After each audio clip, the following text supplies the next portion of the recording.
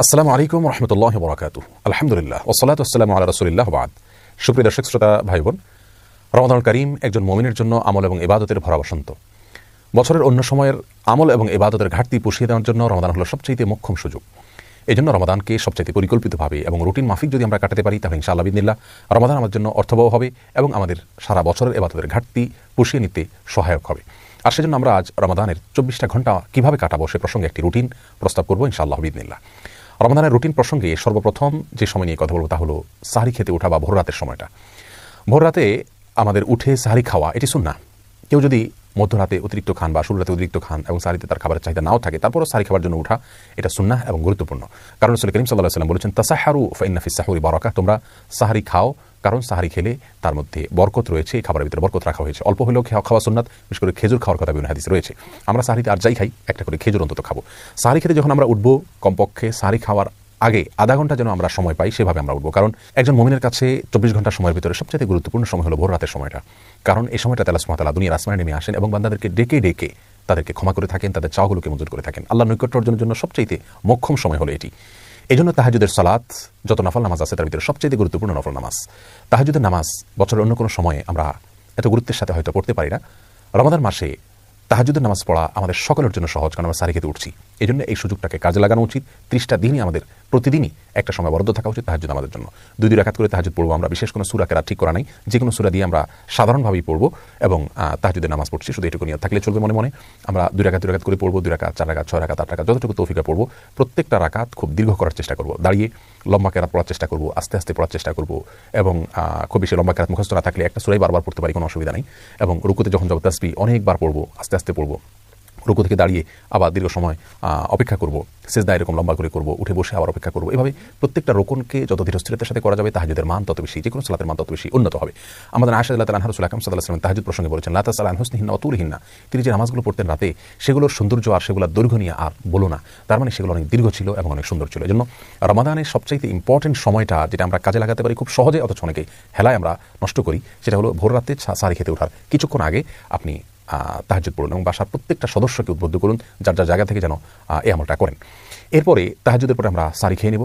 সাহরি অনেকে খেতে খেতে আজানের সময় পর্যন্ত নিয়ে যান, এটা উচিত না। আজানের সময় ঠিক আগ মুহূর্তে শেষ করেন, এটা সুন্নাহ বিরোধী কাজ। সুন্নাহ হলো বুখারীতে আসছে, রাসূল করিম সাল্লাল্লাহু আলাইহি ওয়াসাল্লাম সাহরি খাওয়া শেষ করতেন, এরপরে আজান এবং সাহরির মধ্যবর্তী 50টি আয়াত তেলাওয়াত করা যায় পরিমাণ সময় তিনি গ্যাপ রাখতেন। তার মানে এত আগে সাহরি খেয়ে শেষ করতেন। আনুমানিক 10 মিনিট সময় আমরা বলতে পারি। 10 মিনিট সময় এত লাগে না, 5 থেকে 10 মিনিট সময় অন্তত গ্যাপ দেওয়া উচিত। এই টাইমটাতে আমরা আল্লাহর কাছে বিশেষভাবে দোয়া করতে পারি, যে দোয়ার সময়, দোয়া কবুলের সবচেয়ে গুরুত্বপূর্ণ সময় দিনের পর রাতের ভিতরে এই ভোর রাতের সময়টা। বিধায় এই টাইমটাতে আমরা খাবার শেষ হয়ে গেলে দোয়া মাশগুল হয়ে যাই, অথবা খাবার আগেও দোয়া করতে পারি, কিন্তু আল্লাহর কাছে দোয়া করা উচিত এবং চোখের পানি ফেলা উচিত। দোয়ার জন্য সবচেয়ে উত্তম হবে আমরা যদি নির্জনে কোথাও চলে যেতে পারি। প্রয়োজনে বাসার ছাদে চলে যাওয়া যেতে পারে, প্রয়োজনে বাসার কোনো একটা কোনায় চলে যাওয়া যেতে পারে, কোনো একটা কক্ষে যেখানে কেউ নেই, সেখানে নিরিবিলি আমরা আল্লাহর কাছে আমাদের চাওয়াগুলো পেশ করতে পারি, চোখের পানি ফেলতে পারি। আমাদের দুরবস্থার জন্য আল্লাহর কাছে ফরিয়াদ করে চোখের পানি ফেলে আমরা কান্নাকাটি করে দোয়া করতে পারি এবং আমাদের সার্বিক চাওয়াগুলোকে আল্লাহর কাছে পেশ করতে পারি। এটা হলো রমাদানের রুটিনের জন্য সবচেয়ে ইম্পর্টেন্ট সময়, যে সময়টাকে আমাদের খেয়াল করা উচিত এবং খুব সুন্দরভাবে পরিকল্পনা করে কাটানো উচিত। এরপরে ফজরের আজান যখন হয়ে যাবে, আজানের পরে আমরা 2 রাকাত সুন্নাত পড়ব। সুন্নাত পড়ার পরে নবী সাল্লাল্লাহু আলাইহি ওয়াসাল্লামের সুন্নাত ছিল যে ফজরের 2 রাকাত সুন্নাত পড়ার পরে তিনি কিছুটা বিছানায় মাথা দিতেন, একটু হালকা ঘুমাতেন না, কিন্তু কিছু সময়ের জন্য রেস্ট করতেন, সেটা 2-4 মিনিট হতে পারে। আমরা কিছু সময়ের জন্য হালকা একটু গোড়াগড়ি করি বা বিছানায় যদি মাথা দিয়ে তাহলে সুন্নাহ আদায় হয়ে যাবে। এরপরে উঠে আমরা ফরজ নামাজ পড়ব। ফজরের ফরজ নামাজ পড়ার পর আপন জায়গা যেখানে নামাজ পড়েছি সেখানে বসে থাকবো এবং সম্ভব হলে সূর্য উদয় হওয়া পর্যন্ত অপেক্ষা করব। সূর্য উদয় হওয়া পর্যন্ত এই টাইমটাতে বসে বসে সকাল সন্ধ্যার যে জিকিরগুলো আছে সেগুলো করব। সকাল সন্ধ্যার জিকির নিয়ে আমাদের বই আছে এবং সেটার PDF কপি পাওয়া যায় আমাদের ওয়েবসাইটে আসুন্নাহ ফাউন্ডেশন, সেখান থেকে আপনারা ডাউনলোড করে নিতে পারেন। অথবা নবী আলাইহিস সালামের সকাল সন্ধ্যার দোয়াগুলো যে কোনো বই থেকে আপনি সম্ভব হয় সেগুলো মুখস্থ করে নিয়ে পড়বেন এবং সূর্য উঠা পর্যন্ত আপন জায়গায় বসে থাকবেন। সূর্য ওঠার 10-15-20 মিনিট পরে আপনি 2 রাকাত নামাজ পড়বেন, সেটা সলাতুল ইশরাক। এই নামাজটা আপনি পড়ার কারণে আল্লাহ সুবহানাহু ওয়া তাআলা আপনাকে একটি পূর্ণাঙ্গ উমরার সওয়াব দিবেন। তিরমিজিতে বর্ণিত হয়েছে যে ফজরের পরে আপন জায়গায় বসে থেকে যদি এভাবে জিকির আজকার করা হয় এবং শেষে যদি 2 রাকাত নামাজ পড়া হয় অর্থাৎ এশাকের নামাজ, তাহলে এর মাধ্যমে এই সওয়াবটা আমরা পাবো। এটা অনেক রোজাদার আমরা মিস করি, আমরা ফজরের পরপর শুয়ে পড়ি। এটা অত্যন্ত ভুল একটি কাজ। আল্লাহ সুবহানাহু ওয়া তাআলা বলেছেন, ওয়াসাব্বিহুহু বুকরাতান ওয়া আসীলা, দিনের শুরুতে এবং শেষে তোমরা আল্লাহর পবিত্রতা বর্ণনা করো। কোরআন কারীমের বিভিন্ন জায়গায় বিষয় উৎসাহ দেওয়া হয়েছে। অতএব দিন এবং রাতের আমরা যদি তাহাজ্জুদের সময়টা, ভোর রাতের সময়টার পরে দ্বিতীয় সর্বোচ্চ গুরুত্বপূর্ণ কোনো সময়ের কথা বলি তাহলে সেটা হলো ফজরের পরের সময়টা। অথচ এই সময়টাতে আমরা রমজান মাসে বেশিরভাগ মানুষ শুয়ে যাই, এটা ভুল। যদি শুইতে হয়, ঘুমাইতে হয়, আমরা সেটা কিছুক্ষণ পরে ঘুমাবো, কিন্তু ফজরের পর ঘুমাবো না। জিকির আজকার এবং তাসবিহ তেলাওয়াতে মাশগুল থাকবো ইনশাআল্লাহ বিইذنিল্লাহ। এরপরে যদি আমরা ঘুমাই, রেস্ট করি, সেটা পরিমিত হওয়া উচিত এবং লিমিটেড সময়ের জন্য হওয়া উচিত, মেপে কাজ করা উচিত। আমরা 2 ঘন্টা 2.5 ঘন্টা বা 1.5 ঘন্টা যার যতটুকু প্রয়োজন আমরা ঘুমিয়ে উঠে তারপরে আমরা তেলাওয়াত করলে সেটা সবচেয়ে ভালো। কারণ ঘুম থেকে ওঠার পরে মানুষের আমার মানসিকতা থাকে অত্যন্ত ফ্রেশ। এই অবস্থাতে কোরআন কারীম যদি আমরা তেলাওয়াত করি, অর্থ সহকারে বোঝার চেষ্টা করি, কোরআন কারীম রমজান মাসে আমরা তেলাওয়াত করি পুরোটা একবার বা একাধিকবার আমরা পড়ে শেষ করবো, খতম দিব ইনশাআল্লাহ, সেটা খুবই ভালো হবে এবং সেটা সুন্নাহ। কিন্তু এর পাশাপাশি আমরা যদি অর্থ বোঝার চেষ্টা করি সেটা হবে আরও ভালো, সুন্দর উপরে সোহাগা।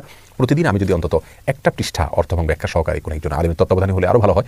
যদি আমরা কোরআনকে বোঝার চেষ্টা করি এবং সেটা ঘুম থেকে ওঠার পরে হতে পারে, তেলাওয়াত হতে পারে এবং অর্থ ব্যাখ্যা সহকারে একটা পৃষ্ঠা করে অধ্যয়ন করা হতে পারে।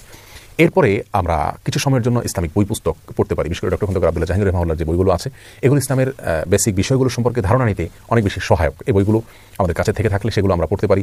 অনলাইনে PDF কপি পাওয়া যায় অনেকগুলো, সেগুলো নিয়ে আমরা কিছু সময় পড়ব। এরপর যখন জোহরের আজান হবে বা জোহরের ওয়াক্ত হবে, জোহরের এখানে 2 রাকাত নামাজ আছে, জাওয়ালের নামাজ বলা হয়, বুখারীতে আসছে, ইবনে হাদিসের কিতাবে আসছে। এই নামাজটি প্রায় বিলুপ্তির পথে, আমরা আলোচনায় এটা ভুলে গেছি।